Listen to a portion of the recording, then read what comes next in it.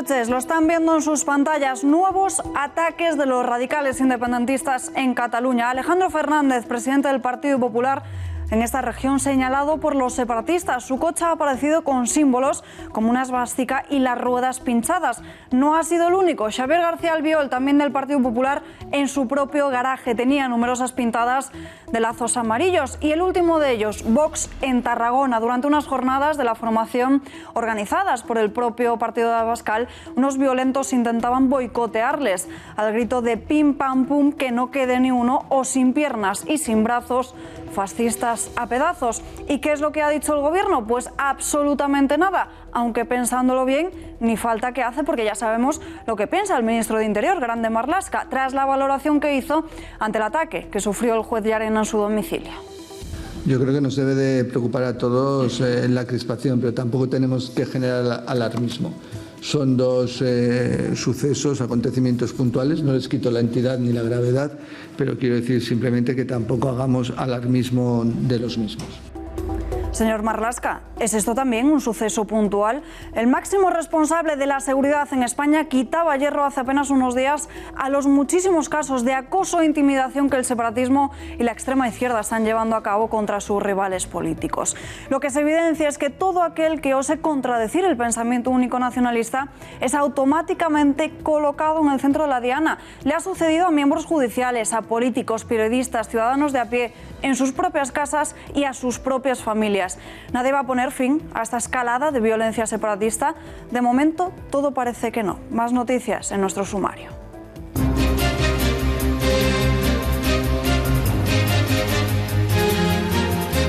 El Gobierno intenta tranquilizar ahora sobre el borrador de la Ley de Cambio Climático que prepara y que afectaría a los vehículos gasolina o diésel, híbridos y de gas. La ministra Teresa Rivera da un paso atrás y aclara cuál es la meta del Ejecutivo: fomentar el uso del transporte público e implantar poco a poco vehículos más eficientes. Parece que efectivamente puede haber coches eléctricos que si uno tiene en su casa el enchufe correspondiente, pues lo puede gestionar, y si no, pues como yo no tengo enchufe en el garaje, pues me parece que lo práctico sería comprar un híbrido. Por primera vez desde el año 2001, el Ministerio de Defensa va a evitar la participación de las Fuerzas Armadas en el Salón de la Enseñanza de Barcelona en la próxima edición de 2019. Es decir, el 20-24 de marzo no veremos a los militares y no tendrán espacio en el mayor evento educativo y laboral celebrado en la región catalana.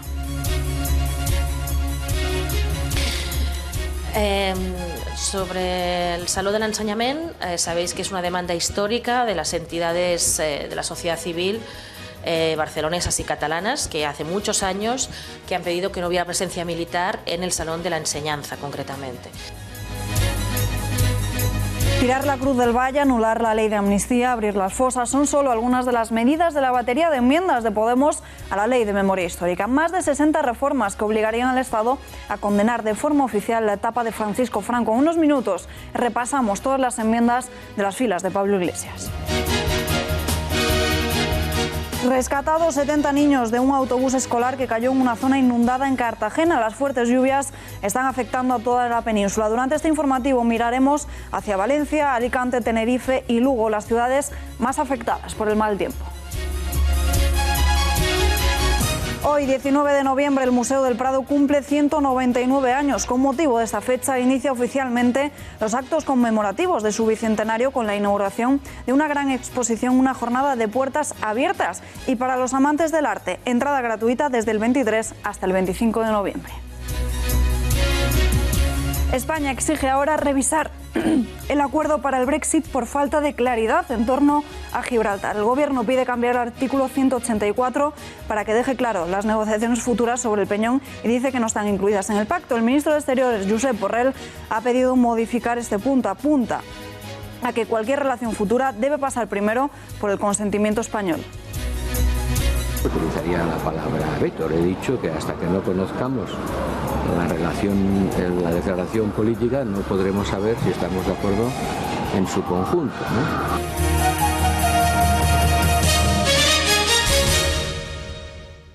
Pues sería un superdomingo, sin duda.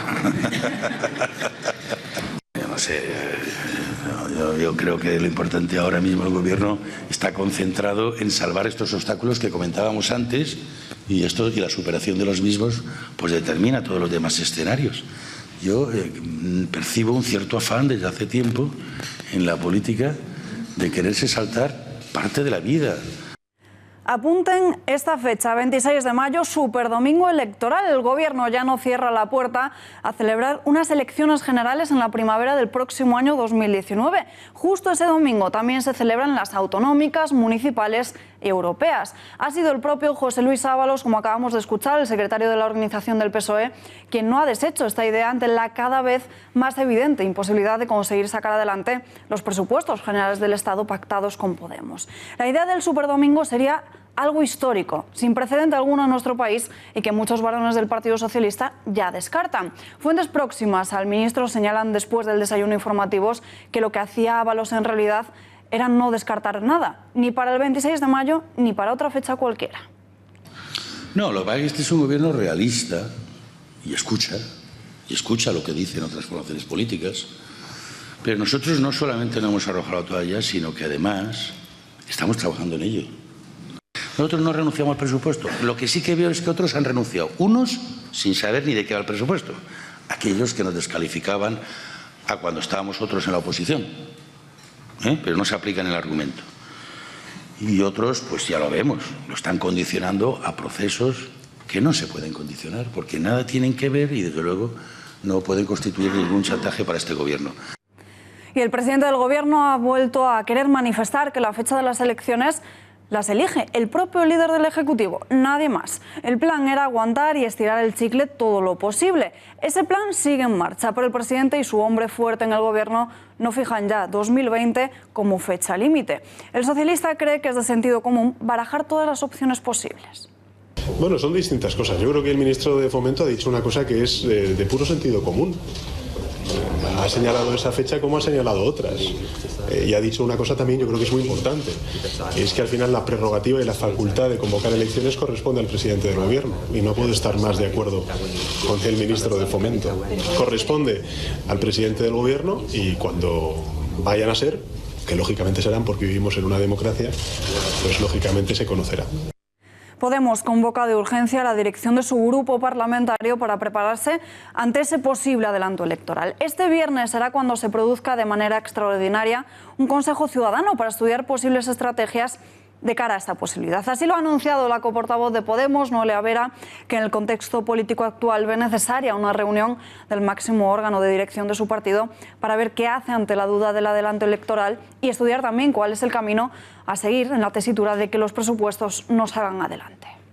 Hemos decidido convocar un Consejo Ciudadano Estatal este viernes para debatir con el máximo órgano de decisión en Podemos cuál va a ser nuestra estrategia y para, bueno, pues adoptar las medidas necesarias para estar preparados y preparadas para cualquier posibilidad que se plantee por parte del Gobierno, bien sea un adelanto electoral a este año, al siguiente o a cuando ellos decidan.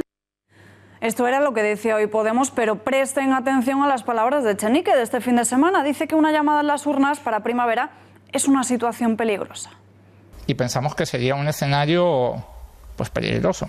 ¿Por qué no utilizar la palabra? Es decir, estamos viendo cómo el discurso de Bolsonaro, el discurso de Trump, se apodera de ciertos partidos que ya eran de derechas antes, pero ahora se van acercando a la extrema derecha.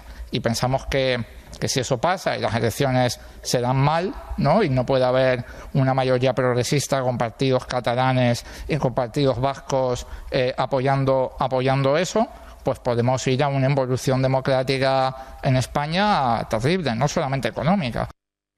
Partido Popular y Ciudadanos están de acuerdo. Ambas formaciones quieren que Pedro Sánchez cumpla con la palabra que dijo en la moción de censura a Mariano Rajoy y ponga de una vez por todas las urnas que prometió. El secretario de la organización del Partido Socialista empieza a jugar ya con las fechas de adelanto electoral, lo cual nos parece muy inteligente, porque lo que tienen que hacer es dejar de jugar con fechas y convocar las elecciones de inmediato. Ese fue el compromiso de Pedro Sánchez cuando presentó esa moción de censura destructiva, esa moción de censura vergonzante por los apoyos por los que contó, y ese es lo que le exigían también sus socios de moción de censura, que fuera instrumental para convocar elecciones para que los españoles decidieran. Es que fue un compromiso público que lo vio toda España.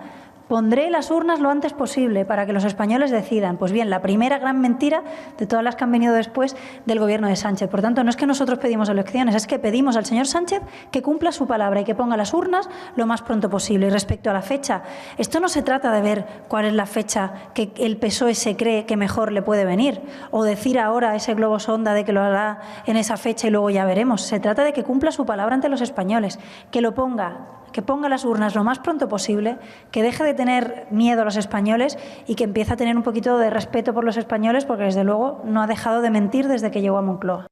Sobre situar las elecciones del 26 de mayo, el bando republicano no dice que no. Marta Vilalta, portavoz de Esquerra, asegura que a su formación no le asusta este panorama de un eventual adelanto electoral.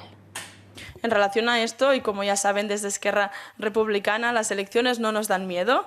A las elecciones siempre las entomamos como una nueva oportunidad y en este caso una nueva oportunidad para demostrar que existe una mayoría en nuestro país que quiere que Cataluña sea una república independiente y por lo tanto trabajamos para hacer de esta oportunidad una realidad.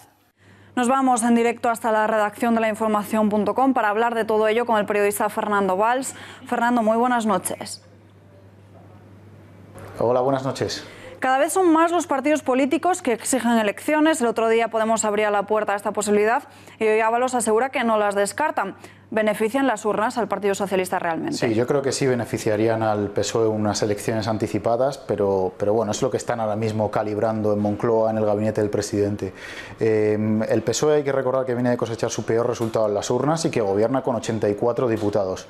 Ahora bien, en el PSOE también son conscientes de que el próximo gobierno, aunque mejoren ese resultado, va a ser un gobierno de coalición y probablemente tengan que gobernar de la mano de otro partido y no sea Pedro Sánchez el único que elija al próximo Consejo de Ministros.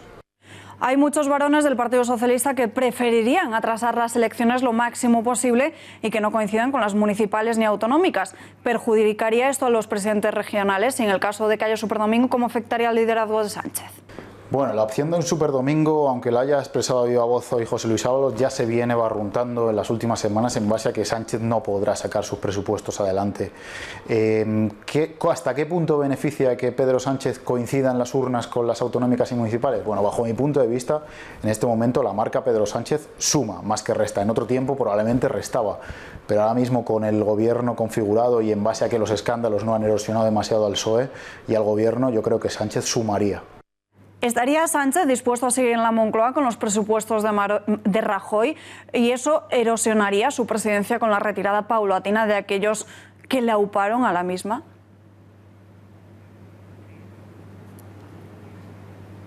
Bueno, Sánchez quiere sacar sus presupuestos y si no consigue sacarlos, evidentemente no se siente cómodo con unas cuentas que tanto criticó en el pasado, las de Rajoy.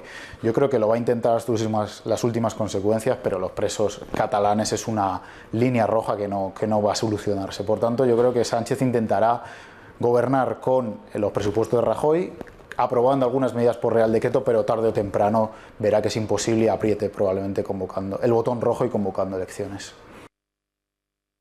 Los últimos escándalos que salpican al gobierno socialista parece que no han pasado factura a este. ¿Por qué no estamos viendo una oposición fuerte, por así decirlo, en este sentido? Evidentemente, no estamos viendo cómo los escándalos que empezó con Maxim Huerta y ha acabado con las grabaciones de la ministra Delgado no están pasando factura y la oposición no está aprovechándose de ese desgaste que tiene que sufrir cualquier gobierno con este tipo de escándalos. Yo creo que hay un intento de la oposición con un nuevo PP, la irrupción de Vox también, se están configurando las fuerzas. Aún es pronto, de todas formas, para hablar y queda mucho camino hasta las elecciones, pero sí, evidentemente, el PSOE no ha salido desgastado como debería de estos escándalos. Ayer se escenificó en Cádiz el apoyo de Pedro Sánchez a Susana Díaz. Además, nos hemos fijado en un hecho muy curioso. En los carteles electorales apenas se ve el logo del Partido Socialista. ¿Hasta qué punto Susana cree que desmarcarse de Sánchez le beneficia? Bueno, pues yo creo que lo que no quiere Susana es que se le compare con Pedro Sánchez y es que la marca Susana al menos está muy parecida en porcentaje de aceptación a la de Pedro Sánchez. Recordemos que en el último CIS los andaluces otorgaban un 4,1 de puntuación a Susana Díaz y apenas un 4 a Pedro Sánchez. Están muy igualados y Andalucía es el territorio de Susana Díaz. Yo creo que Susana Díaz intenta desmarcarse de Pedro Sánchez, por eso también ha convocado las elecciones de manera anticipada y veamos a ver lo que ocurre, porque Sánchez se está mojando también, y en base a lo que ocurre en Andalucía probablemente nos dará muchas pistas de lo que ocurra en Madrid en las próximas generales. Si Susana Díaz gobierna con Podemos, con Adelante Andalucía, probablemente Sánchez repita un gobierno similar. Fernando Valls, gracias por atender a nuestras cámaras. Buenas noches. Gracias a vosotros y buenas noches. Pocos días después de que saltase a la luz el acuerdo entre populares y socialistas sobre el Consejo General del Poder Judicial, ahora la polémica se centra en Ignacio Cosidó. El portavoz del Partido Popular en el Senado envió un WhatsApp por el grupo que tiene con los 146 parlamentarios de su grupo. Lo están viendo. Cosidó celebra el reparto del Poder Judicial en un mensaje que dice lo siguiente: con la negociación el Partido Popular tiene 9 vocales más, el presidente 10 y el Partido Socialista 11. Obtenemos lo mismo numéricamente, pero Podemos prosigue un presidente excepcional, un gran jurista con una capacidad de liderazgo y autocrítica para que las votaciones no sean 11-10, sino próximas al 21-0. Y además controlando la sala segunda desde detrás y presidiendo la sala 61. Ignacio Cosidó, en una conversación informal con los periodistas, dice que sus palabras se han malinterpretado.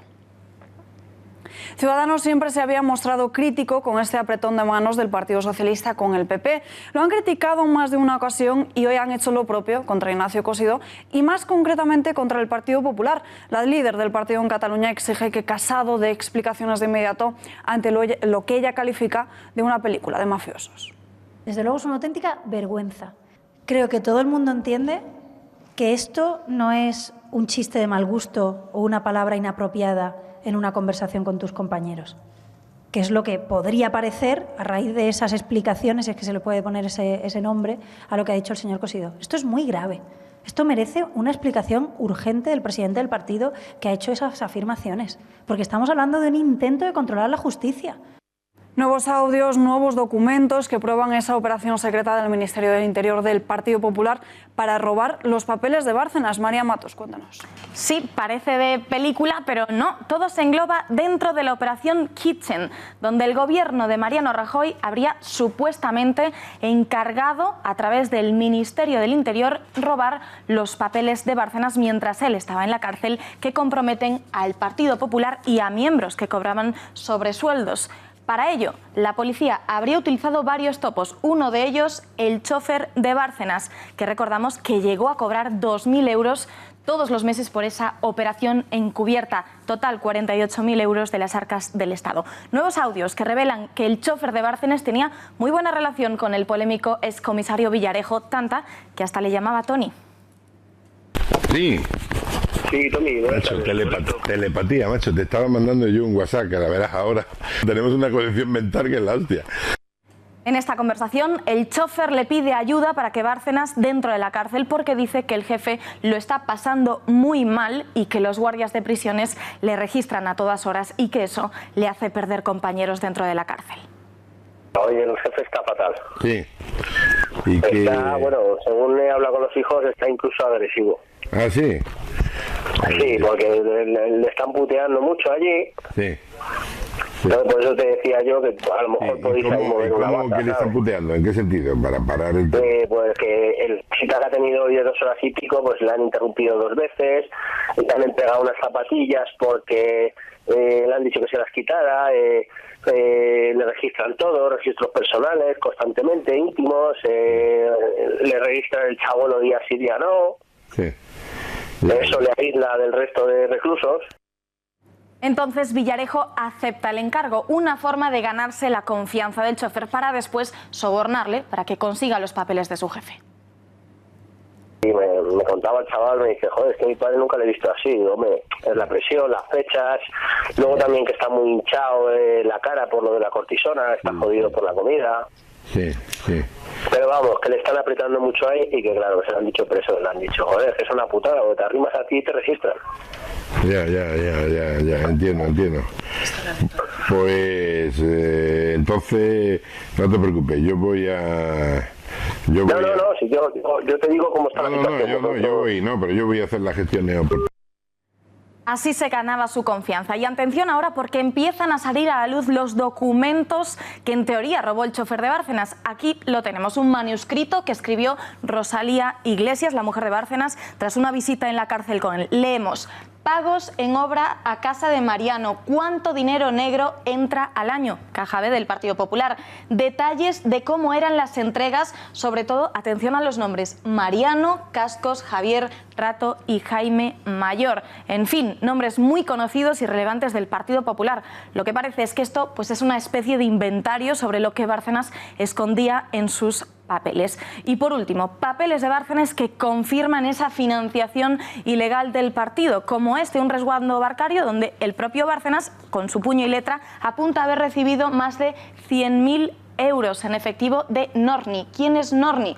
Pues el extesorero Bárcenas le llamaba así a José Manuel Fernández Norniella, mano derecha de Rodrigo Rato. Alba. Pues María Matos, gracias, buenas noches. Y vamos con más asuntos que marcan la actualidad política de hoy. Más de 60 reformas es lo que proponen en Podemos en la batería de enmiendas que han presentado hoy a la Ley de Memoria Histórica. Nos vamos en directo hasta nuestra redacción de informativos con Miguel Gutiérrez. Miguel, ¿qué es lo que quieren desde la formación de Pablo Iglesias? Muy buenas noches. Muy buenas noches, Alba. Desde la formación morada se desea castigar al régimen de Francisco Franco, acabado hace más de 4 décadas ya, y de rebote castigar a la Iglesia Católica, con unas medidas que denotan anticlericalismo y revanchismo. La mayoría de las medidas giran en torno al Valle de los Caídos y vamos a verlas a continuación. En primer lugar, se pretende que el Estado condene de forma oficial el golpe del año 1936 y que se condene también el régimen de Francisco Franco. Sin embargo, yendo más allá en la parcialidad de esta ley, no se condena el golpe del año 1934 por parte de la izquierda. La completa resignificación del Valle de los Caídos es otra de las medidas, que pasaría a llamarse el Valle, ojo, Valle de Cuelgamuros, y esta resignificación comenzaría por tirar la cruz, la más alta del mundo, 150 metros de altura. También se pretende, por supuesto, sacar a Francisco Franco y a Primo de Rivera del Valle de los Caídos y que sus restos no puedan ser inhumados en un lugar público de forma oficial ni tampoco con ningún honor. También se busca que el Valle de los Caídos, pues al fin y al cabo, lleve una misión pedagógica, es decir, que sirva para explicar los crímenes del franquismo y la función que tuvo la Iglesia dentro del régimen. Por lo tanto, el Valle de los Caídos, que corresponde, que es ahora de los benedictinos, pasaría a ser patrimonio nacional. En cuanto a las fosas comunes, se exhumarían los restos, se les identificaría y estas víctimas del franquismo se las inhumaría en otro lugar para que tuvieran una sepultura digna. En cuanto a la apología del franquismo, quedaría totalmente prohibida, por lo tanto, la asociación Francisco Franco también lo sería, y cualquier cosa que tenga, aunque sea remota, relación con el franquismo, también quedaría prohibida. En cuanto a la ley de amnistía del año 1977, se considera que es un obstáculo para juzgar los crímenes del franquismo, por lo tanto sería abolida, y también se quiere romper el concordato con la Iglesia Católica firmado durante el régimen, aunque luego se renovase a finales de los años 70, cuando ya no había régimen. Y esta es una de las medidas anticlericales que antes comentaba. Y todo lo justifican con la aconfesionalidad del Estado. Y habría que recordarle a Podemos que la aconfesionalidad significa que es el Estado inclusivo con todos los credos y no excluyente. Miguel, gracias y muy buenas noches. Muy buenas noches. Miramos con lupa las intenciones de las filas moradas y para ello hablamos con Fernando Paz, historiador y director de Tiempos Modernos. Fernando, muy buenas noches. Muy buenas noches. Proponen demoler la cruz, sacar a Franco y convertirlo en un lugar de memoria que explique los crímenes del franquismo. ¿Se puede hablar entonces de reconciliación con aquellos que quieren derribar una cruz? ¿Qué podemos esperar del Centro de la Memoria? Bueno, yo creo que es evidente que ya el discurso de la reconciliación ni siquiera lo utilizan como tapadera, ¿no? Ahora están hablando de otro tipo de términos, empleando otra terminología diferente, que es la de la memoria y cosas semejantes. Naturalmente es una memoria hemipléjica que solo contempla la mitad, es decir, lo que a ellos les interesa, que es una forma también de encubrir los crímenes de aquellos de quienes ellos son solidarios. Crímenes, por lo demás, enormemente abundantes. Así que es difícil esperar nada medianamente sensato y medianamente sereno de las huestes de Podemos. El texto prevé abrir las fosas, eliminar el concordato y un cambio de paradigma en la justicia española para investigar los crímenes y anular los juicios del franquismo. ¿De qué manera se puede hacer todo esto sin atropellar los derechos de terceras personas? Bueno, sencillamente no se puede hacer. Sin atropellar los derechos de terceras personas es imposible hacer eso. Lo que me temo, lo que sospecho y lo que me malicio es que les dé igual atropellar los derechos de quien sea con tal de salirse con la suya y de imponer a aquellos que quieren imponer, porque en definitiva se trata de eso, de una imposición. Otra de sus propuestas es la de retirar la medalla del policía Antonio González Pacheco, más conocido como Billy el Niño. Hay hechos demostrados que prueben las acusaciones por parte de Podemos. Lo que pasa es que ellos necesitan una cabeza de turco, un chivo expiatorio y bueno, y lo han cogido con este señor al que, como bien preguntas, no se le ha probado absolutamente nada de todas las imputaciones que se le hacen, pero quieren convertirlo en una especie de muñeco del pim pam pum de una forma absolutamente obscena e impresentable. Pero en fin, creo que les califica más a ellos que a la persona a la que se dirigen, desde luego. Fernando Paz, gracias y muy buenas noches. Pues ha sido un placer, muy buenas noches. Nos vamos ahora hasta Andalucía. Tenemos nuevos datos sobre lo que piensan los ciudadanos de la región. Sorprendentes cifras. El diario ABC recoge en su edición de este lunes una encuesta de GAT3 realizada en los últimos 10 días, de la que se desprende que 9 de cada 10 andaluces ven enchufismo en la Junta de su comunidad autónoma, o que casi 8 de cada 10 opinan que su gobierno ha permitido la corrupción. Exactamente un 87,7% de los andaluces considera que sí lo hay. De esta misma encuesta de GAT3 se desprenden las intenciones de votos en los comicios del 2 de diciembre. Este sondeo sigue la línea de los anteriores. El Partido Socialista de Susana Díaz ganaría las elecciones, pero necesitaría pactar para gobernar al obtener un 33,5% de los apoyos, lo que le otorgaría 42 asientos en el Parlamento andaluz. Casi 20 asientos menos para el Partido Popular, que lograría 25-27, siendo la segunda fuerza más votada. De este sondeo también se desprende el empate casi técnico entre los populares y Ciudadanos. Las filas naranjas conseguirían en las urnas 22-25 escaños. Podemos se mantiene en cuarta posición y Vox lograría un escaño. Un escenario bastante diferente lo que propone la encuesta de Metroscopia. De los 109 escaños del Parlamento, el Partido Socialista a la cabeza con 37-40, y la diferencia se encuentra entre el resto de formaciones. Partido Popular, Adelante Andalucía y Ciudadanos podrían obtener hasta 24 escaños cada uno. Es decir, Metroscopia augura un empate entre la bancada azul, la naranja y la morada. Y hoy hemos conocido que el Ministerio de Interior rechaza la presencia de las Fuerzas Armadas en el Salón de la Enseñanza de Barcelona en la próxima edición de 2019. Es un hecho histórico, una demostración de que el gobierno de Sánchez vuelve a ceder ante el separatismo y que es capaz de lo que sea necesario para estar en la Moncloa. Editorial con Rafa Núñez Huesca.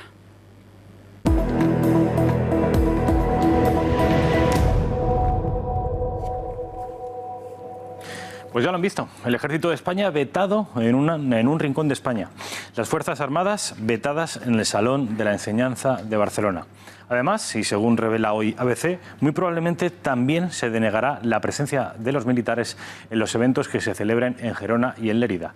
Será la primera vez en casi 2 décadas que el Ejército no cuenta con un espacio en el mayor evento educativo y laboral celebrado en Cataluña. El pabellón del Ejército, además, era uno de los más visitados por los jóvenes catalanes. Sin militares, sin Guardia Civil en las calles ni en las carreteras, sin Policía Nacional, sin banderas de España en los edificios públicos y en los ayuntamientos, sin una sanidad nacional, sin una educación nacional y sin apenas representación del Estado, más allá de alguna oficina perdida de correos, lo sorprendente es que aún quede un 50% de los catalanes que no hayan sucumbido al separatismo. La verdad, la trágica verdad, es que renunciar a la presencia del Ejército en esta feria educativa es solo una cesión más para apaciguar al separatismo, para que nos regalen unos pocos años de calma antes de la siguiente acometida. Cesiones como el título 8º de la Constitución, como cada uno de los sistemas de financiación autonómica, como las infinitas cesiones en materia de seguridad, de impuestos, de tráfico, de infraestructuras, como un estatuto aberrante que todo el mundo sabía que era inconstitucional, como los miles de millones del FLA, como, en fin, renunciar a la presencia del Ejército. Todo, como digo, para calmar al separatismo. Una estrategia suicida que, a la vista está, no ha hecho sino fracasar.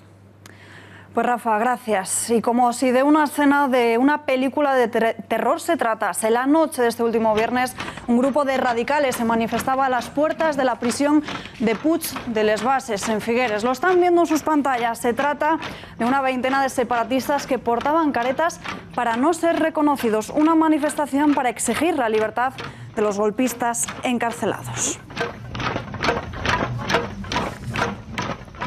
Y abrimos ya nuestra habitual sección de la lupa de Rafa Núñez Huesca. Rafa, buenas noches de nuevo. Muy buenas noches, Alba. Bueno, hoy se celebra el Día del Hombre. Hoy, 19 de noviembre, es efectivamente el Día del Hombre. Es un día que, aunque las instituciones, los ayuntamientos, las comunidades autónomas y el Estado no se hagan eco de ello, efectivamente es un día reconocido desde los años 90 por incluso la Organización de las Naciones Unidas. Es, por tanto, un día oficial, a pesar de que ustedes no sepan en absoluto que hoy, 19 de noviembre, es el Día del Hombre. Quiero darles algunas cifras, puesto que, como llevamos unos cuantos años, alguien diría décadas, victimizando al 50% de la población, es decir, a las mujeres, vamos a darles algunas cifras que les sorprenderán y que alguno juzgará que también hay víctimas en la otra parte, en el otro 50%, esto es, en los hombres. Por ejemplo, el suicidio, que es un drama en nuestro país y en todo Occidente, generando más muertos que, por ejemplo, los accidentes de tráfico. Es la primera causa de mortalidad no natural en nuestro país. Bueno, pues sepan ustedes, y vean la siguiente información, es del Instituto Nacional de Estadística, que en el año 2015, a ver si podemos ver ese gráfico, se quitaron la vida en España 2.680 hombres y 922 mujeres. ¿Qué quiere decir esto? Que por cada 10 suicidios, 7,3 eran hombres y 2,5 mujeres. Esto es, de cada mujer que se suicidaban 3 hombres. Una estadística que por lo general se suele ocultar. Otras estadísticas que también podrían servirnos para generar, si quisiéramos y si hubiera una operación política detrás, generar en el hombre una figura convertida en víctima, que es, por ejemplo, el Instituto Nacional de Estadística, el 82,7% de las personas sin hogar son hombres. O, por ejemplo, el 78,7% de las víctimas de un homicidio, esto es una estadística a nivel mundial de las Naciones Unidas, el 78,7% de las víctimas de un homicidio son hombres. 8 de cada 10 víctimas de un asesinato en el mundo son hombres. Son datos cogidos al azar y que, si hubiera dinero público detrás, alguien podría construir una victimización del ser humano. Datos curiosos sin duda, y hoy, justamente en esta lupa, tenemos con nosotros a una invitada, a Patricia Ocaña, secretaria de GEMMAT. Señora Ocaña, muy buenas noches. Muy buenas noches. Rafa, ¿quieres empezar tú? Sí, Patricia, yo quería preguntarle sobre en estos datos que hemos visto no aparecía datos de violencia doméstica en los que los hombres fueran las víctimas. Porque me ha costado, le confieso, mucho encontrarlos. Sí que aparecen todos los relativos a las mujeres, pero encontrar datos en los que sean los hombres las víctimas, es que no hay hombres víctimas de la violencia doméstica. Por supuesto que hay, y muchísimas. Las cifras, más o menos, por lo que hemos estado estudiando nosotros en base a noticias de los medios de comunicación, son las mismas. Quizá un poco menos en los hombres, pero cercanamente, un 40% hombres, un 60% mujeres. ¿Qué es lo que ocurre en este país? Que el Observatorio de Violencia Doméstica y Violencia de Género no está dando las cifras sobre las muertes de los hombres, en este caso de violencia intrafamiliar o violencia doméstica, desde hace ya unos cuantos años. Entonces, datos oficiales no tenemos. ¿Se está criminalizando la masculinidad? Por supuesto. Entre otras cosas, en el caso de una mujer que denuncia a un hombre, el hombre directamente es detenido. Sin embargo, una mujer denunciada por un hombre no es detenida al mismo tiempo por el mismo delito. Patricia, presentaba yo estos datos que si alguien con dinero público, instituciones financiadas quisieran, podrían haber construido un relato victimizador del hombre, pero no hay ninguna institución que inyecte dinero. Sin embargo, muchos colectivos feministas sí que reciben dinero. ¿Alguien podría pensar que viven de esto? ¿Hay colectivos de mujeres que viven de ser víctimas? Sí, sí que las hay. Lamentablemente en este país hay muchas mujeres que, sin haber resultado... Es que víctimas es una palabra muy fea. Víctimas son las mujeres que mueren o los hombres que mueren. Yo los prefiero llamar supervivientes de maltrato, como es mi caso, por ejemplo, que también soy superviviente de maltrato de violencia doméstica o violencia de género. Esas mujeres, hay mujeres que reciben ayudas y no las necesitan, hay mujeres que están en casas de acogida sin necesitarla, hay mujeres que sí las necesitan y no las obtienen, y luego son las asociaciones feministas las que reciben la mayor cantidad de ayudas, no solamente las mujeres, las asociaciones, perdón, sino también los ayuntamientos, las diputaciones, las comunidades autónomas, reciben una serie de ayudas no por caso de persona que realmente ha sido maltratada, sino por denuncia, sea o no sea cierta. Entonces, sí, existe mucha gente que gana dinero a base de esto. Se ha convertido en En un negocio. En un negocio. Pues señora Ocaña, muchísimas gracias por estar con nosotros. A ustedes. Rafa, muy buenas noches. Gracias, buenas noches.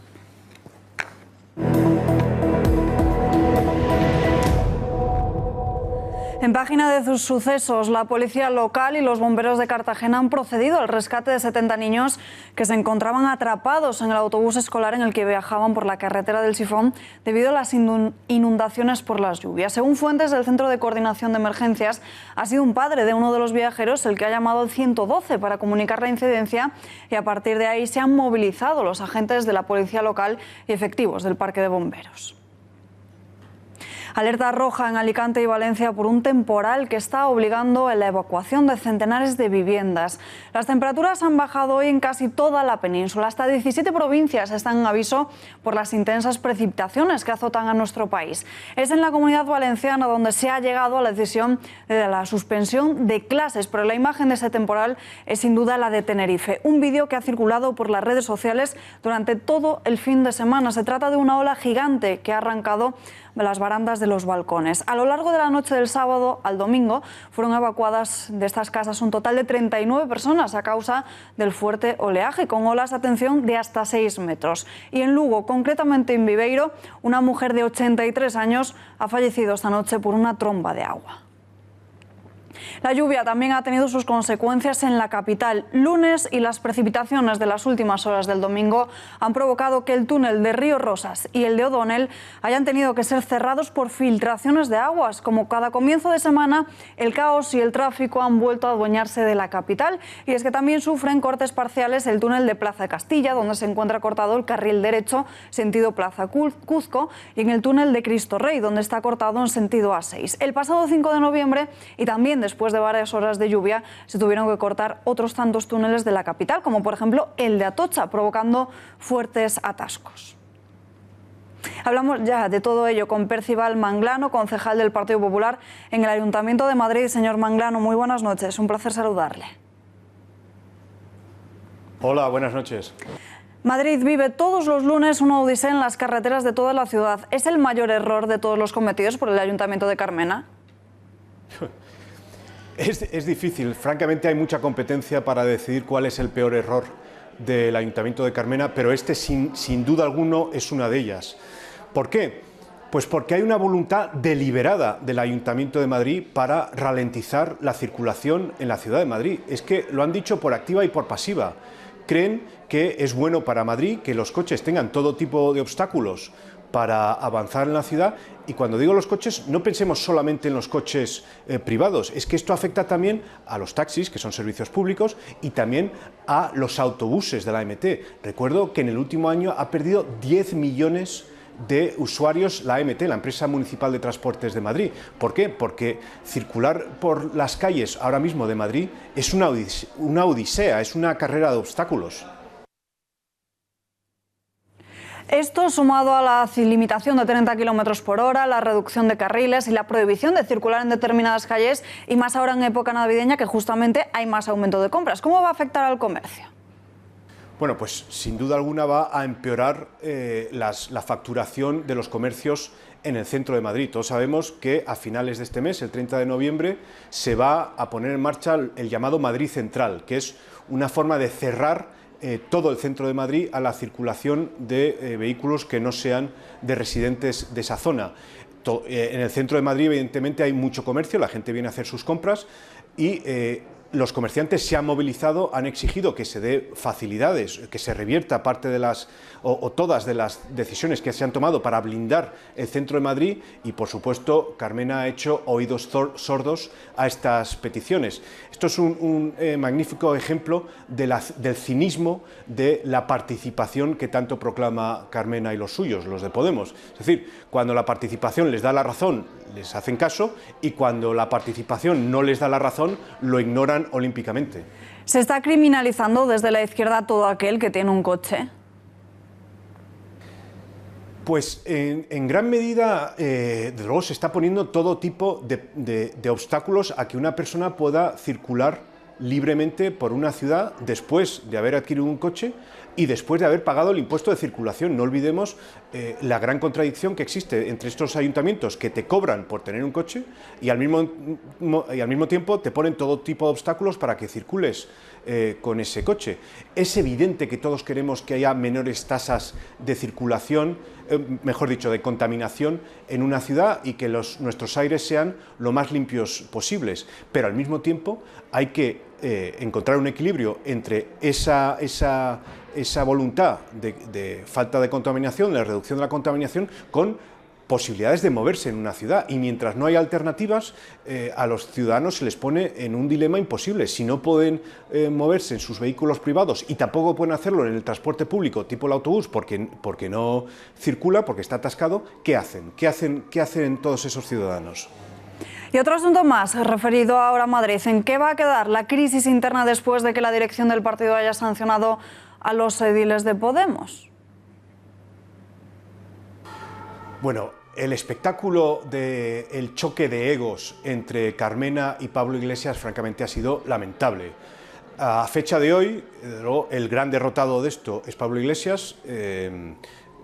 No ha tenido reacción más que suspender de militancia a estos ediles del Ayuntamiento de Madrid, que eran de Podemos, 6 de ellos, recuerdo, pero esto no ha terminado.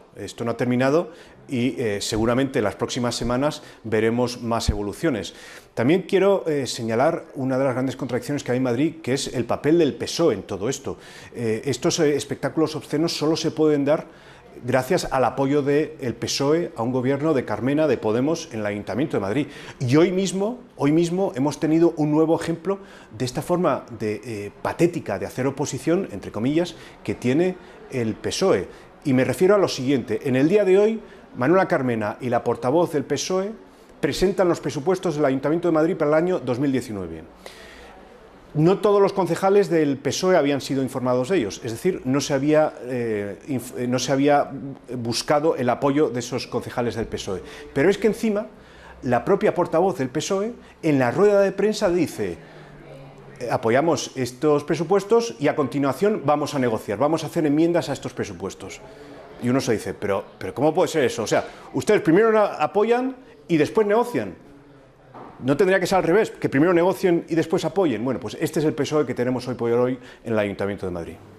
Gracias y muy buenas noches. Muchas gracias, buenas noches. Javier Fernández sale por la Puerta Grande en Pamplona con el espectáculo que patrocina el Pozo Alimentación. El patinador hizo vibrar a 10.000 personas en el Navarra Arena. El laureado deportista, 2 veces campeón del mundo, hizo las delicias de los asistentes en la pista de hielo con un magnífico montaje de luz y sonido. El show de patinaje irá a continuación a las ciudades de Málaga, Murcia, Las Palmas de Gran Canaria y Madrid. Javier Fernández es embajador de la marca El Pozo Bienestar, dado que los valores de sacrificio, disciplina, compromiso, empeño, compañerismo y superación que representa el deportista se ajustan fielmente a la filosofía empresarial de la compañía. Es el mayor espectáculo de patinaje sobre hielo y música en vivo visto en nuestro país y está dirigido a un público familiar. Fernández fue campeón del mundo en 2015 y 2016, medallista en los Juegos Olímpicos de Pyongyang, 6 veces campeón de Europa y varias veces campeón de España en las categorías de juvenil y veterano. Fue uno de los primeros patinadores en incluir 3 pases de saltos cuádruples en el programa libre y 2 en el programa corto. Abel Caballero lo ha vuelto a hacer de nuevo. El alcalde de Vigo consigue sacar la sonrisa a más de uno con declaraciones sobre las luces de Navidad. Bueno, yo sé que además tengo que encargarme de tener el teléfono móvil cerca el día 24 por la noche cuando enciendan las luces de Navidad. Porque me va a llamar el alcalde de Nueva York y me va a decir que me tiene sana envidia porque las luces de Vigo son las mejores del planeta.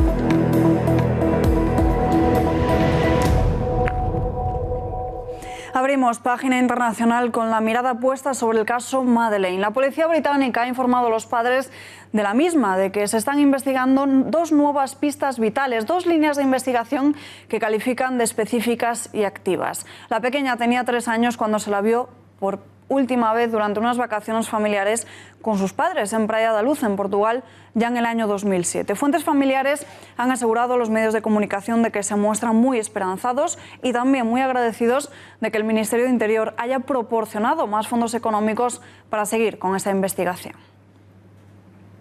España exige revisar el acuerdo del Brexit por falta de claridad en torno a Gibraltar. El Gobierno pide cambiar el artículo 184 para que deje claro que las negociaciones futuras sobre el Peñón no están incluidas en el pacto. El ministro de Exteriores, Josep Borrell, ha pedido modificar ese punto. Apunta a que cualquier relación futura debe pasar primero por el consentimiento español.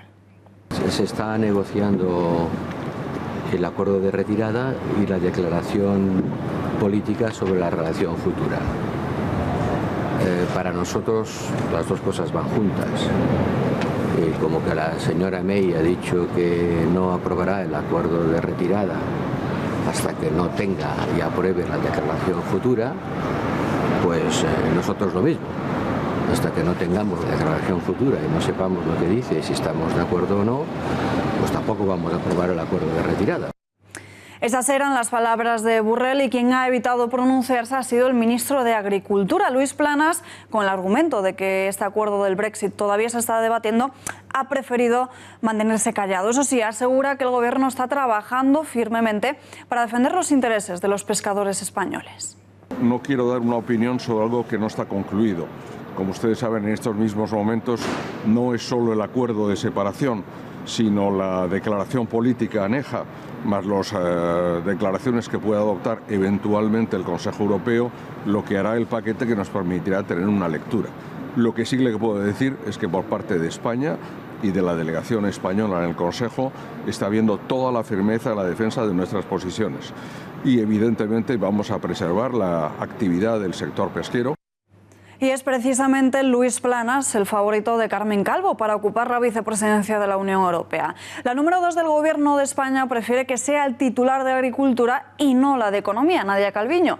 El argumento pasa porque sea un peso más fuerte del partido, puramente socialista, y ese, a ojos de Calvo, es Planas. Para poder optar a esa plaza de la UE, según OK Diario, el Gobierno no ha reivindicado la cosoberanía de Gibraltar, y es que podía entorpecer las condiciones de la salida de la Unión Europea a cambio de lograr el uso compartido del aeropuerto, el control del tráfico aéreo o, como decíamos, la cosoberanía.